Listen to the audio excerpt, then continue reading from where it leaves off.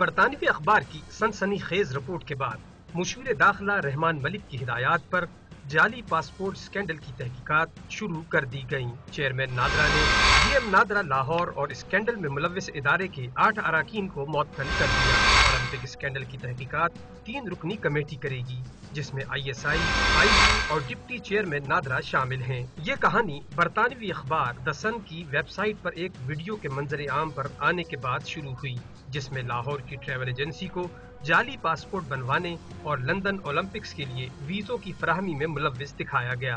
اچھا، میں یہ ہے کہ وہ میں 3 دن میں لے لوں گا۔ پاسپورٹ اکیلا آپ 3 دن میں دے سکتے ہیں؟ ہاں جی، وہ پکی بات ہے، وہ میں نے تو وہ ضروری ہے نا، دینا پڑے گا۔ ہاں جی، وہ ہاں، ویسے ہم چینج وغیرہ کروا دیتے ہیں۔ کیا فنگر پرنٹس؟ جی اچھا۔ برطانوی اخبار کے رپورٹر کا کہنا ہے کہ اس نے پہلے ایجنسی کے نمائندے سے ملاقات کی، جس کے بعد لندن اولمپکس کے لیے ویزا فراہم کرنے کے لیے 600 پاؤنڈ میں جعلی دستاویزات تیار کی گئیں۔ پوری اولمپکس گروپ تو چلے گی، ٹیم چلے گی، انہوں صرف انہوں نے جڑا کام ہے نا کہ دیں گے تو جی گل کہی دی۔